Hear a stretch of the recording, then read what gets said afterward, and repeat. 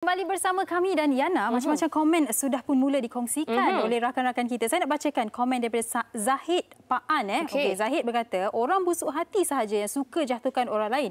Dia anggap dia hebat, orang lain lemah. Lepas tu dia sambung lagi komen dia sambung, dia kata, setiap orang ada kelebihan dan kelemahannya. Jangan anggap awak noob. Noob maksudnya kurang bijak. Pedulikan kalau ada orang kutuk awak lemah. Wah, dia macam dia nak maksudkannya kepada seseorang saja, ya ke Zahid? Betul lah tu. Tapi teruskan menghantar komen dan pandangan anda sebab kita sekarang ni nak berkenalan dengan tetamu-tetamu kita yang seorang tu cukup terkenal di Malaysia. Dia lah seorang producer, dia juga lah seorang pelakon, dia juga lah seorang tukang masak. Penyanyi juga kan? Penyanyi juga. Oh, banyak betul yang dia buat. The one and only Michael Ang. Assalamualaikum. Salam Michael. Sihat Michael? Sihat. Okay. Michael dah bangun Dah bangun dah. Kita bangunkan Michael hari ini. Okey, dan yang bergandingan dengan Michael pada hari ini adalah Encik Fazli Abdul Aziz yang merupakan seorang perunding motivasi. Apa khabar? Baik, sihat alhamdulillah. Juga merupakan seorang penyanyi juga. Boleh belanja sikit lagu ke? Suatu ketika dahulu. Suatu ketika tapi dahulu. Tapi nak sebelah Michael tak boleh lah. Segan. Okey, baik. Topik kita pada hari ini, bertepuk sebelah tangan takkan berbunyi. Saya rasa semua orang tahulah peribahasa ini kan. Mungkin saya mulakan dengan Michael sendiri. Okey, Michael, bila dengar topik ini awak rasa macam mana? Bila cakap bertepuk sebelah tangan ni, awak sendiri sebagai individu, seorang Michael Ang, jenis yang macam mana? Okey, bagi Ayu, bila statement ni yang bertepuk di sebelah tangan takkan berbunyi kan, selalunya is more pada orang yang suka komplain. Okey, orang yang suka komplain bila mereka atau nak menuduh, and then lagi-lagi dengan Malaysia sekarang tengah tergempar dengan penyondol-penyondol ni lah, salahkan ni, salahkan tu. Tapi mereka tak melihat kesalahan pasangan mereka. Because nothing will happen kalau pasangan ni tak melayan. So sama jugalah. Kalau kau suka seseorang, kalau orang tu tak layan you, memang you tak ke mana. Melainkan kalau you bagi peluang, you melayan, so itulah maksudnya tepuk sebelah tangan takkan berbunyi. So kalau duduk bertepuk, memang bunyi terus. Terus berbunyi. Jadi kompang terus. Bukan kompang je. Lion dance. Lion dance terus. Okey, itu satu perspektif dan mungkin boleh saya katakan Michael Ang seperti yang Jana dah katakan tadi, dia jenis yang takkan melayan dengan senang takkan melayan, tapi tepuk sebelah tangan berbunyi itu di banyak konteks. It can be in a lot of things. Betul. You know, dalam perundingan bisnes, dalam ambil rasuah. Kalau tak ada orang yang bagi, tak ada pula orang yang ambil. Betul. Kan? So it's a lot of context. It's not about relationship or about satu benda. It's got to do with our everyday life. Saya suka sangat bila Michael sentuh aspek-aspek lain yang berkaitan dengan topik kita pada hari ini. Sebab kalau kita tengok topik bertepuk sebelah tangan ni, kalau secara generalnya mungkin kita akan terus associate dengan perhubungan ataupun macam yang Michael katakan tadi, isu-isu hangat sekarang ni, penyundul dan sebagainya. Tapi Cik Fazli, mungkin Cik Fazli boleh kongsikan juga dari sudut pandang yang lebih luas, sudut pandang yang lebih besar lagi. Bila kita bercakap tentang bertepuk sebelah tangan ni, angle apa lagi yang perlu kita lihat? Dia bertepuk sebelah tangan ni kalau ikut trend terkini macam main lato-lato lah. Kalau sebelah dia tak bunyi lah kan. Pertama soal hubungan lah. Tapi yang kedua, saya suka melihat, saya nak pecahkan kepada dua. Bertepuk sebelah tangan boleh jadi positif, boleh jadi negatif. Kan? Boleh jadi positif macam disebutkan oleh Michael tadilah. Maknanya kalau contoh bergaduh. Bergaduh ni kalau seorang tenang, seorang provoke, dia takkan jadi. Kan? Dalam rumah tangga pun kan, kalau isteri membebel, suami tenang, relax kan. Membuatkan isteri lagi marah. Dia marah, tetapi marah dia tidak akan membawa kepada pergaduhan yang lebih dahsyat. Cuba bayangkan kalau contoh kalau suami tak diam. Isteri membebel, suami marah. Baling barang dan sebagainya. Terus bertumbuk. Terus bertumbuk lah kan. Mata kedua tu. So saiz lato-lato makin besar lah jadinya. Betul. Okey, maksudnya dia boleh jadi positif bila kita tengok pada sudut-sudut tertentu. Contoh rasuah. Bila ada orang yang memberi dan ada orang sudi menerima, maka dia akan berlaku lah. Tapi kalau tidak ada orang sudi menerima. Cuma saya suka melihat begini, bila kita sebut tentang relationship, bertepuk sebelah tangan, ataupun kita lihat isu-isu sebegini, isu-isu semasa yang berkait dengan rasuah dan sebagainya, ada orang kata, saya sebut istilah curang adalah satu pilihan. Betul. Tapi saya juga nak kata, curang juga berlaku atas dua benda. Pertama, peluang. Yang kedua adalah keadaan. Okey. Sebab contoh keadaan. Bila kita cerita tentang curang, keadaan juga main peranan. Sebab keadaan tu adakah keadaan menolak untuk berlaku curang ataupun keadaan tu menyebabkan dia menarik untuk berlaku curang. Okey. Contoh, berlaku curang di pejabat. Okay. Kalau tidak ada isu di rumah, katakan ada isu di rumah dengan pasangan sendiri. Sebab kita sebut tentang bertepuk sebelah tangan. Di rumah tak bertepuk dengan pasangan yang halal. Dengan suami sendiri tak bertepuk dengan isteri, tidak bertepuk. Tak berlatur-latur. Tak berlatur-latur kat rumah. Jadi bila di pejabat ada orang sanggup main latur bersama-sama. So itu juga boleh menyumbang kepada curang. Okay. Boleh tapi terpulang kepada individu tu. Sebab pilihan dia. Sebab itulah munculnya peribahasa kalau tepuk sebelah tangan tak akan berbunyi. Betul. You dah tahu you dah kahwin, you dah tahu you ada relationship.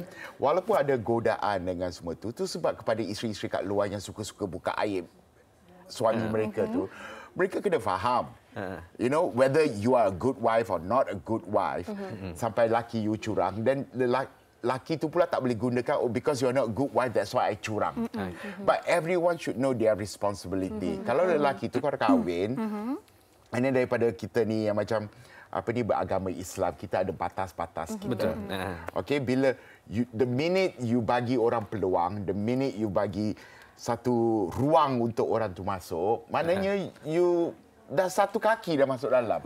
You dah mula main angin. Dan bila orang dah tepuk tu, berbunyi.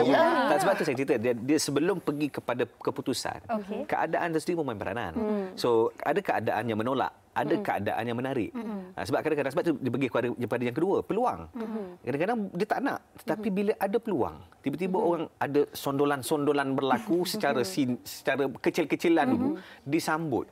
Sebab dia melihat peluang. Jadi maka akan berlakulah pelbagai bentuk kecurangan. Sebab tu saya tengok dalam kes yang saya kendalikan. Sebab saya kaunselor rumah tangga. Kadang-kadang dia bukan bermula dengan kehendak, tak. Tetapi bila didekati, di-approach dan dia rasa selesa dengan keadaan tu, menyebabkan diteruskan benda tu, dan akhirnya berlakulah kecurangan. Dan sememangnya ia adalah peluang. Tak dinafikan. Benda itu adalah keputusan yang kita buat sendiri. Pilihan yang ada dan kita react ataupun kita memberi reaksi kepada peluang yang ada tu, dan berlakulah keadaan-keadaan seperti curang ataupun ada orang lain dan sebagainya. Tapi kalau kita bercakap dalam konteks yang lebih luas lagi kan. Okey, ada nak tambah lagi kan, Cik? Tak apa, teruskan dulu. Nak tambah ke? Anda tambah. Okey, kalau kita bercakap dalam konteks selain daripada rumah tangga, selain daripada perhubungan, macam yang Michael katakan tadi, rasuah dan sebagainya ni. Dan untuk Michael sendiri sebagai seorang public figure, okey, komen di media sosial ni pun boleh dikatakan bertepuk sebelah tangan ataupun tidak. Contoh, kalau netizen menghujat, netizen ataupun ada setengah individu yang memberikan kata-kata negatif kepada Michael, adakah Michael seorang yang akan respon, okey, ataupun biarkan ianya bertepuk sebelah tangan dan bagaikan angin lalu? Okey, kalau sebagai katakan you actually bukan selebriti je lah, orang biasa juga. Kalau post sesuatu, you kena tahu your responsibility apa yang you postkan. Okey. Kadang-kadang kalau kita post something, orang kalau komen itu walaupun menghina atau nak provoke you, but sometimes you see the provocation is like benda remeh-temeh. Tak payahlah kau nak layan kan, biar dia memekak kat situ. Tapi kalau certain things that go against your principle, you know, like batas macam baru ni kalau ada post benda kata lebih baik kau murtad je lah, you know, benda-benda macam tu, tu I akan balas balik, I akan bagi sebiji balik kat dia orang. Itu which I find thing. Tapi kalau sekadar yang sengaja you tengok tu memang sengaja nak provoke you tu, tak payahlah. Tapi kepada orang kat luar pun, kadang-kadang I rasa sekarang rakyat Malaysia ni sikit-sikit nak post. You know, kalau you post, you komen ke, you nak cakap sesuatu tu, boleh bawa kebaikan kepada I. Macam, you kata experience you, benda-benda macam ni, bawa kebaikan. So, I know, I takkan buat macam tu. I boleh buat macam tu. That is good. Tapi kalau tentang hal rumah tangga kau punya pasal lah. Kau nak kahwin ke, kau nak cerai ke, laki kau tipu kau ke. Apa, I mean, you tak payah nak buka aib. Kenapa you nak buka aib about your own dirty laundry, you punya perhubungan to the public. Betul. Betul apa yang Michael cakap tu. Tetapi mungkin terjadi situasi-situasi seperti keganasan rumah tangga dan sebagainya. Dan ini yang sering kali dibincangkan juga di sosial media. Jangan buka aib, tetapi pada masa yang sama diri ini dah terlalu ditindas, terlalu tertekan. Adakah itu juga masih lagi jatuh dalam orang kata payung membuka aib? Mungkin itu satu lagi aspek yang berbeza. Tapi kalau Michael. benda macam tu, you should have settled it in the proper way. Channel lah. Kita ada untuk orang Islam ada mahkamah syariah. Untuk yang bukan beragama Islam kita ada polis. Korang kena fikir tahu, dalam media sosial ni you'll be forever there. You tak boleh delete. Tak boleh nak tarik apatah lagi kan. Orang yang suka screenshot tu kan. Then what you think will affect your kids? Okey. Tapi kan kalau saya nak tambah soalan ni, saya nak tanya Encik Fazli. Macam Michael katakan betul, boleh orang kata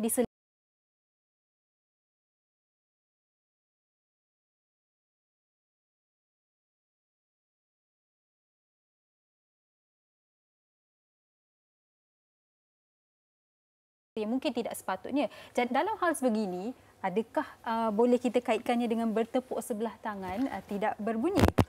Okey. Saya tertarik bila Michael sebut tadi adalah bila kita post sesuatu adalah tanggungjawab kita. Kita bertanggungjawab atas setiap post yang kita buat. Betul. Kesan positif atau negatif kan. Contoh bila kita cerita pasal hal rumah tangga kita di situ kan. Pertama orang yang komen. Pertama adalah apa niat kita. Satu, apa yang kita harapkan daripada post tersebut. Kan? Maksudnya orang sokong kita.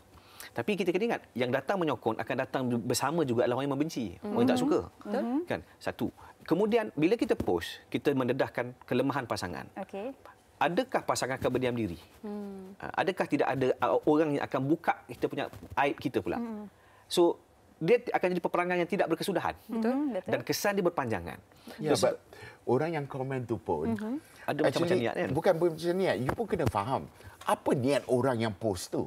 Yalah, betul. You know, you tak tahu cerita left and right. Betul. You know, orang ni post, selalu orang yang post nak minta belas kesian, kau rasa, ulah kesiannya dia, laki dia macam tu. Sebenarnya tak tahu cerita sebenarnya. Mungkin perangai dia kat rumah, dia jenis yang laki balik je, dia tendang je ke, dia masak ikan masin je bagi kau makan, you don't know. So, kepada mereka yang nak komen-komen yang negatif tu, yang kurang ajar tu,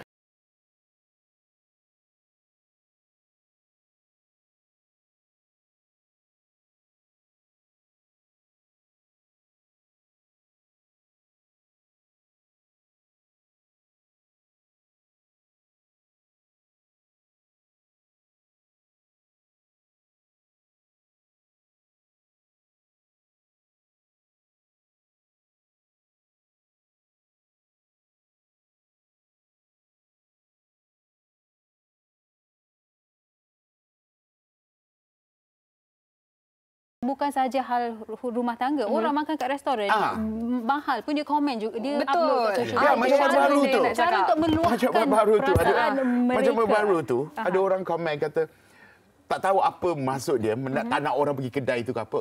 Bayar banyak ni, ayam sekecil ni. I tulis lah, I komen lah. I kata, when it comes to makanan, kau tahu benda tu mahal. Kalau kau tak mampu, janganlah pergi makan. Kalau benda tu kecil, janganlah beli. When you buy, you try once. Tak sedap, dah, diam. Pilihan di tangan kita. Pilihan di tangan kita. Kalau sedap, you nak share. Isn't that a good thing? At least I tahu benda tu sedap. Kan? Kalau dah tak sedap tu lagi pun, when it comes to taste bud, semua orang lain-lain. Betul, lain. You suka makan something else, I suka makan something else. Macam I tak makan kambing, semua orang kata kambing sedap gila. Macam durian juga. Durian. Sedap, semua tak suka makan durian. It's very subjective. Dan sangat-sangat subjektif. Dan saya rasa Yana, pastinya topik ini akan lebih hangat. Tapi apa kata, kita dengarkan juga pandangan orang ramai berkaitan dengan topik kita pada hari ini. You tak makan kambing Mike? Kambing banget. Pada Siti, masing-masing dah matang dan dah dewasa untuk fikir mana baik, mana buruk. Tapi jika itu pilihan dia, maka dia kena suffer the consequences lah.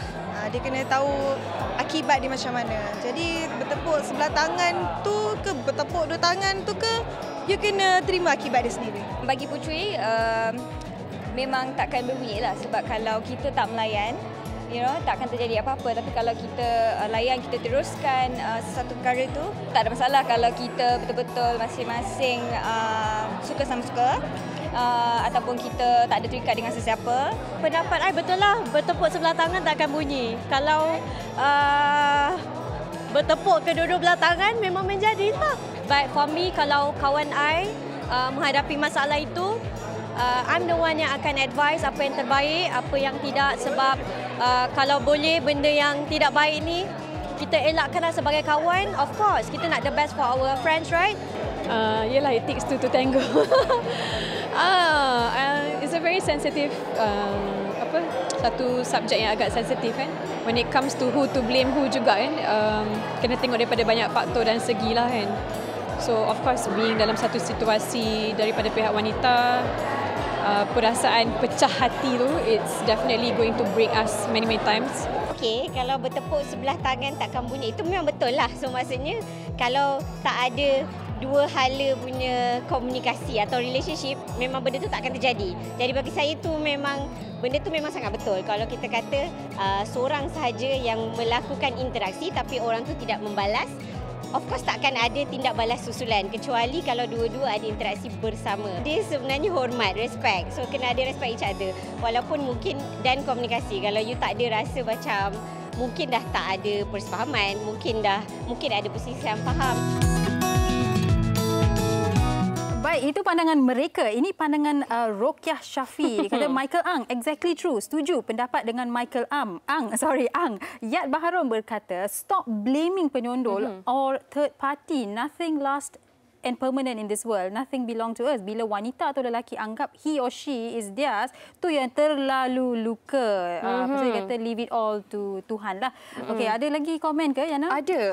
Tapi saya tak jumpa komen tersebut. Okey, ni Mah Mastura. Dia kata, saya pernah dalam situasi macam ni. Mustahil lah kalau kita tahu orang tu ada simpan perasaan, benci atau sayang. Tapi saya ni tak suka beri harapan kosong. Kalau saya suka, saya layan. Kalau tidak, saya just menjauhkan diri. Mempermainkan perasaan itu dosa besar yang kita tanggung seumur hidup. Selagi orang yang kita lukai tidak lupa, selagi itulah kita tak boleh jadi kawan.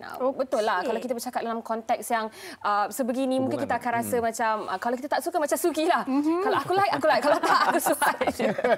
Tapi positifnya, kalau ada orang kata bertepuk sebelah tangan takkan berbunyi. Kalau dalam aspek orang kata percintaan, ini bukan kisah saya. Disclaimer. Bukan. Suki bukan nama sebenar. Saya nak cakap, kadang-kadang orang kata blessing in disguise. Kalau kita tak sambut tepukan itu, mungkin ada sesuatu yang lebih baik akan kita dapat. Mungkin Cik Fazli dia satu mesej yang jelas lah yang kita nak sampaikan kepada orang yang mungkin minat pada kita, pada anda semua kan. Maknanya bila kita tak layan, kita nak sampaikan satu mesej yang jelas, saya tidak berminat. So jadi kepada orang yang sedang meminati tu pun dia kena fahamlah benda tu. Mungkin dia boleh berusaha dan dia kena faham macam ni. Contoh dia berusaha dan dia kahwin. Bayangkan usaha-usaha yang dilakukan tu baru menyebabkan orang tu bersetuju untuk kahwin kan. Tapi selepas kahwin, adakah usaha-usaha itu akan diteruskan lagi? Sebab biasanya, saya bagi contoh macam ni, sebab kita ni, emosi kita dia macam bank tau. Bila kita bercinta, kita akan buat benda yang kawan tu suka. Supaya dia rasa seronok lah. Ibarat berlaku deposit dalam akaun. Tetapi bila dah kahwin, kadang-kadang usaha ni dah tak dilakukan lagi. Sebab apa? You dah jadi isteri I, you jadi suami I, jadi masing-masing teruskan hidup macam biasalah, maksudnya fokus. Jadi komitmen terhadap membina, mengekalkan hubungan itu dah tak ada. Bisa baik tak kahwin. Kalau semua orang dah tahu benda ni, dia tak akan kahwin. Tapi at the end of the day, dalam dunia ni, dunia yang kita hidup ni, it always take tools to tango. Betul. Dia memerlukan, even dalam fizik pun, dia kan ada tarikan graviti, dia kan ada tolakan, even in fizik pun. It always takes two party. Dari segi perhubungan, perkahwinan, kehidupan, pekerjaan.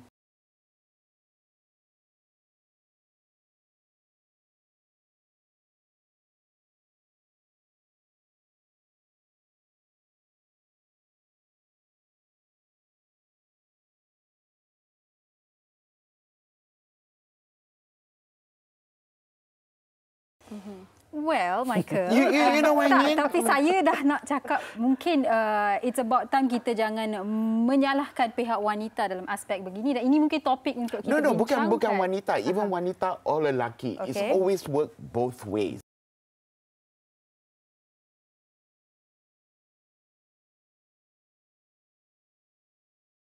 What I meant was, kalau perempuan pakai seksi, lelaki tu boleh gunakan alasan I tergugat sebab you pakai seksi.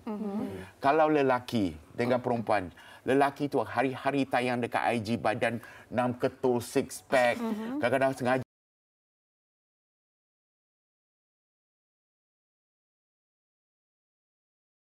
you are giving. So maksud you Michael, ruang itu dibuka lah. Ya, ruang itu dibuka. Saya cerita pasal peluang juga.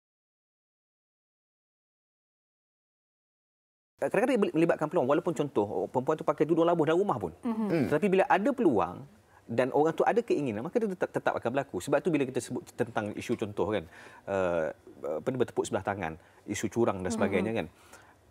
Sebab tu kena tengok juga, kita kena teliti juga isu tentang ruang dan keadaan. Peluang dan keadaan. Memang kita kena tengok, kena perhatikan. Sebab tu pada saya dalam isu rumah tangga sebegini, bila berlaku sondolan dan sebagainya, pertama kita jangan hanya mengambil langkah untuk menyalahkan saja, jangan. Sebab kita juga kena ambil muhasabah untuk memperbaiki apa yang sedia ada. Sebab kita kena tengok juga sebab apakah faktor menyebabkan pasangan kita contoh bertepuk dengan orang lain. Salah satu kemungkinan juga adalah kerana kita tidak lagi bertepuk dengan pasangan kita. Ada kemungkinan. Yang kedua adalah kemungkinan ada tarikan dan peluang lain di luar. Okey. Betul. Tak salah kita bermuhasabah, tak salah. Betul, tak salah untuk kita bermuhasabah. Tetapi dalam konteks perbincangan kita pada hari ini, tepuk sebelah tangan takkan berbunyi sekiranya ruang dan peluang itu tidak diberikan. Okey, parti yang ketiga itu pun tidak bertepuk terlebih dahulu. Yang sedia ada pula menyambut tepukan itu, tidaklah akan terjadi perkara-perkara yang tidak diingini seperti sondolan.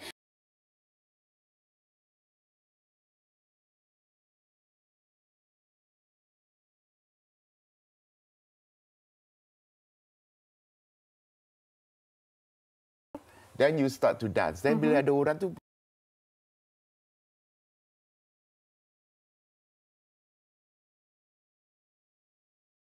tapi sebenarnya you just not to have fun there. Then bila dah keluar daripada disco tu, when you are back to yourself,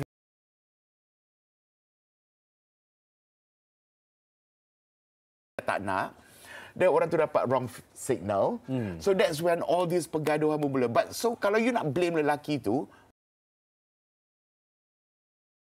Wrong signal. Itu you give wrong signal. You layan tau.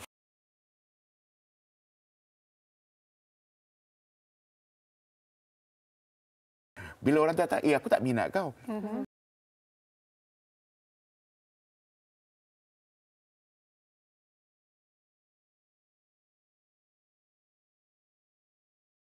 Faham juga apa yang Michael nak sampaikan. So it comes back to the same thing. Perlu difaham di sini adalah limitasi. Yes. Bila seseorang mungkin dalam situasi ini, saya mungkin nak tekankan di sini, bila seseorang itu tidak membalas tepukan anda, biarkan sahaja. Kalau seseorang dah berkata no means no is no.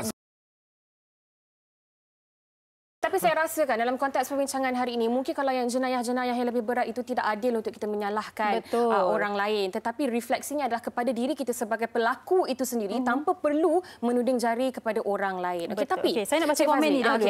Yana kata Mia Mustafa, komunikasi itu penting dalam hubungan. Kalau dah ada pasangan, jangan melayan. Tapi ada juga lelaki yang mengaku single padahal dah ada pasangan. Perempuan tu pun tertipu menyangka lelaki itu single. Ini kisah tipah tertipu. Ya. Okey, ini berkaitan dengan soalan yang saya nak tanya kepada Encik Fazli. Sekiranya kita tahu kita dah berada dalam situasi bertepuk sebelah tangan tak berbunyi, kita adalah parti ataupun individu yang tepukan ini itu tidak dibalas. Apa sebenarnya yang kita boleh lakukan? Sebab kadang-kadang bila berlaku situasi macam ini, kita rasa macam perlu ataupun kita teruskan, berharap meneruskan usaha dan sebagainya, ataupun kita perlu sedar diri. Kita kena tengok jugalah berapa banyak usaha yang kita dah buat, berapa lama kita dah lakukan, dan kita kena nilai baliklah. Dan sebenarnya penting untuk kita terima hakikat dan keadaan. Kalau signal tu dah sangat jelas, so kita kena belajar menerima keadaan bahawa kita memang ditolak. Tidak ada apa yang menyakitkan. Pada saya macam ni, tak rugi apa bila kena tolak. Sebab apa? Sebab isunya bukan sekarang, tapi pada masa akan datang. Sebab kalau dia terima kita dalam keadaan dia pun serba salah, kita juga tidak akan dapat menikmati hubungan itu sendiri dalam keadaan kita dia pun menerima kita sebahagian saja. So sebab itu dalam hubungan dia perlukan dua-dua. Sama juga. Jadi sebab itu bila kita betul-betul dah rasa kita dah jelas signalnya kita ditolak dan sebagainya, move on. Cari orang lain. Cari kebahagiaan kita sendiri. Jangan letakkan kebahagiaan kita semata-mata kerana orang dia. Cari kebahagiaan kita dan sendiri. Dan untuk yang Sugi punya, yang Amia perkongsikan itu kan, sekiranya dah tahu individu tersebut menipu dan sebagainya, angkat kaki sis. Jangan tunggu lagi sis. Tapi manusia bukan selurus tu. Betul.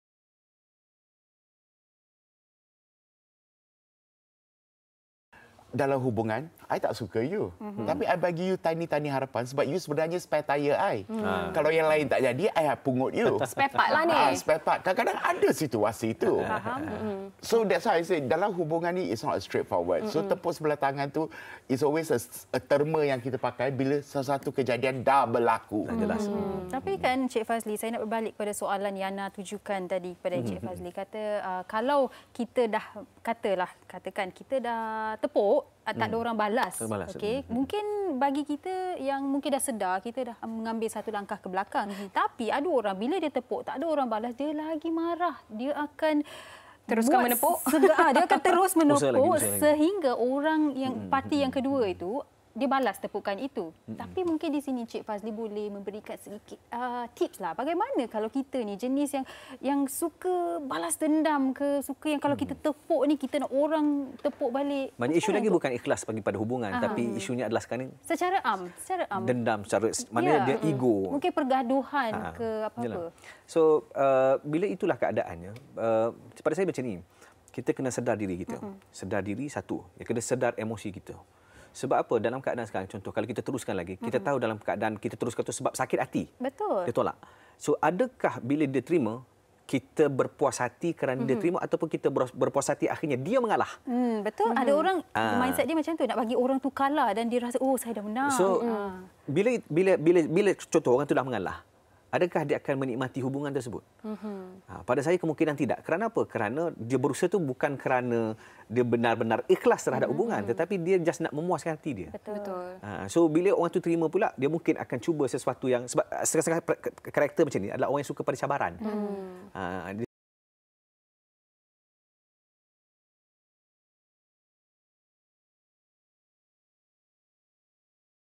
Keseronokan tu bukan pada hubungan, tapi keseronokan tu adalah pada cabaran. So sebab itu pada saya, bila kita buat sesuatu, kita kena jelas niat kita apa dia. Kalau kita betul-betul ikhlas nak pada hubungan, maknanya kalau dah tak bertepuk, kita binalah hubungan lain. Carilah orang yang ikhlas menerima kita seadanya. Sebab kita akan jadi hubungan rumah tangga contohnya, tak akan sejahtera, tak akan aman, tak akan kita dapat nikmati kalau hanya kita berusaha. Betul. Kalau situasi macam tu, bukan bermaksud kalau you kata tadi, dia tepuk, orang tu tak balas, tapi akhirnya dia tepuk. So isn't that why the saying is out? Tepuk sebelah tangan tak akan berbunyi kalau dua orang bertepuk baru ada bunyi, kan? Betul. So maknanya, even though that person akan, ada orang yes macam kata apa ni, mereka akan cuba sampai dia dapat. But if you tak bagi peluang at the end of the day, yang cuba tepuk akan give up. Betul. You know, akan give up. Betul. Kalau you tak bagi dia satu peluang pun, dia akan give up. But tapi kalau you start bagi macam bagi tiny okeylah, hopes. bolehlah pergi jumpa. Orang ni akan berterusan. Betul. Dan ini sebenarnya saya rasa konklusi terbaik oleh Michael Ang untuk topik kita. Sebab saya rasa kalau sekiranya anda sentiasa memberikan harapan sekecil-kecil sekalipun, perkara ini akan berlarutan. Dan yang mula-mulanya bertepuk sebelah tangan itu tidak bersahutan, tidak berbunyi, lama-lama dia akan juga berbunyi. Jadi untuk Cik Fazli, seringkasnya apa yang boleh kita simpulkan tentang topik kita dari aspek yang kita dah bincangkan yang tidak tertumpu hanya kepada perhubungan sahaja? Pada saya, be assertive lah. Be assertive. Jangan bagi wrong signal. Jangan bagi signal yang salah. Kalau kita tak nak, cakap tak nak. Ataupun jangan bagi signal langsung kalau tak nak. Tapi jangan bagi signal langsung. Lagi jelas kita bagi signal yang lebih jelas. Saya tidak berminat, saya tak mau. Contoh, sama ada orang bagi rasuah dan sebagainya. Kalau kita berterus terang, minta maaf saya tak ambil rasuah, benda ni haram, saya tak akan ambil.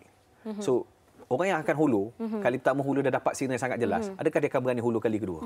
Taklah. Sebab itu pada saya, be assertive, jelaskan apa yang kita voice out dalam bahasa yang mudah kan. So bila signal tu jelas, insya-Allah semuanya akan akan jelaslah.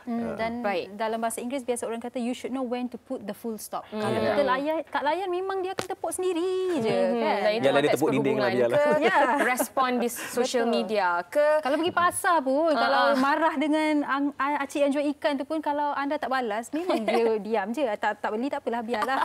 Betul lagi Pak, kita ucapkan terima kasih kepada Michael Ang, terima kasih kepada Encik Fazli dan Aziz atas perkongsian pada hari ini. Apa yang baik kita jadikan sebagai tauladan, apa yang buruk kita jadikan sebagai sempadan. Baik, kita akan berhenti berehat seketika, kembali selepas ini dengan sesuatu yang cukup menarik. Ada improv lagi tau hari ini? Betul. Awak dah bersedia? Sudah. Awak dah bersedia? Dah. Ada cabaran ke? Tak tahu. Kita tengok kembali selepas ini di Wanita hari ini.